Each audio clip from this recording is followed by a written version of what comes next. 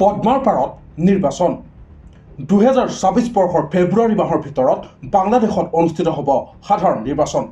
দেশখনৰ অন্তৰ্বৰ্তীকালীন চৰকাৰৰ মুৰব্বী তথা নোবেল বিজয়ী মহম্মদ ইউনুছে ঘোষণা কৰিছে এই কথা। পবিত্ৰ ৰমজান মাহৰ পূৰ্বেই সমাপ্ত হ'ব বাংলাদেশৰ নিৰ্বাচন। মঙলবাৰে প্ৰাক্তন প্ৰধানমন্ত্ৰী শ্বেখ হাছিনাক উৎখাত কৰা গণবিদ্ৰোহৰ প্ৰথম বৰ্ষপূৰ্তি উপলক্ষে আয়োজিত অনুষ্ঠানতেই দেশবাসীক এই খবৰ দিলে ইউনুছে। তেওঁ কয়, অন্তৰ্বৰ্তীকালীন চৰকাৰৰ হৈ মই মুখ্য নিৰ্বাচন আয়ুক্তলৈ পত্ৰ লিখিম। নিৰ্বাচন আয়োগক 2024 চনৰ ফেব্ৰুৱাৰী মাহত পবিত্ৰ ৰমজানৰ পূৰ্বেই ৰাষ্ট্ৰীয় নিৰ্বাচন আয়োজন কৰিবলৈ অনুৰোধ জনাম। ইতিপূৰ্বে অহা বৰ্ষৰ এপ্ৰিল মাহত নিৰ্বাচন অনুষ্ঠিত হ'ব বুলি ইংগিত দিছিল ইউনুছে। পূৰ্বে নিৰ্বাচনৰ বাবে আহ্বান জনোৱা প্ৰাক্তন প্ৰধানমন্ত্ৰী খালেদা জিয়াৰ নেতৃত্বত গঠিত বাংলাদেশ জাতীয়তাবাদী দলকে ধৰি ডাঙৰ ডাঙৰ ৰাজনৈতিক দলসমূহৰ সৈতে আলোচনাৰ অন্তত প্ৰস্তুত কৰা হৈছে সংশোধিত সময়সীমা। তেওঁ লগতে কয়, আমি সকলোৱে মানসিক প্ৰস্তুতি আৰু প্ৰাতিষ্ঠানিক ব্যৱস্থা আৰম্ভ কৰিম।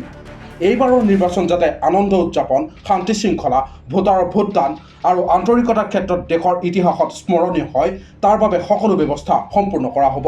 যুৱক যুৱতীসকলক যাতে তেওঁলোকৰ ইস্তাহাৰ বা ভৱিষ্যতৰ শাসন পৰিকল্পনাৰ পৰা বাদ দিয়া নহয়, তাৰ প্ৰতি লক্ষ্য ৰাখিবলৈ ৰাজনৈতিক দলসমূহক আহ্বান জনায় ইউনুছে।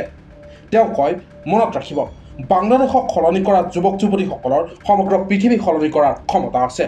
উল্লেখযোগ্য যে 15 বছৰ ক্ষমতাত থকা শ্বেখ হাছিনাই যোৱা বছৰৰ আগষ্ট মাহত গণবিদ্ৰোহৰ পাছত পদত্যাগ কৰি ভাৰতলৈ পলায়ন কৰিছিল। তাৰ পাছত তেওঁৰ দল আৱামী লীগক অন্তৰ্বৰ্তীকালীন প্ৰশাসনে নিষিদ্ধ কৰে আৰু নিৰ্বাচন আয়োগে ইয়াৰ পঞ্জীয়ন বাতিল কৰে, যাৰ ফলত নিষেধাজ্ঞা উঠাই নিদিয়ালৈকে ভৱিষ্যতৰ নিৰ্বাচনত প্ৰতিদ্বন্দ্বিতা কৰাত বাধা আহি পৰে আৱামী লীগৰ। বৰ্তমানেও শ্বেখ হাছিনা দেশৰ বাহিৰতে আছে। তেওঁৰ বিৰুদ্ধে গণহত্যাৰ অভিযোগত ইতিমধ্যে বিচাৰ আৰম্ভ হৈছে আদালতত। News desk report, TV nine Assam.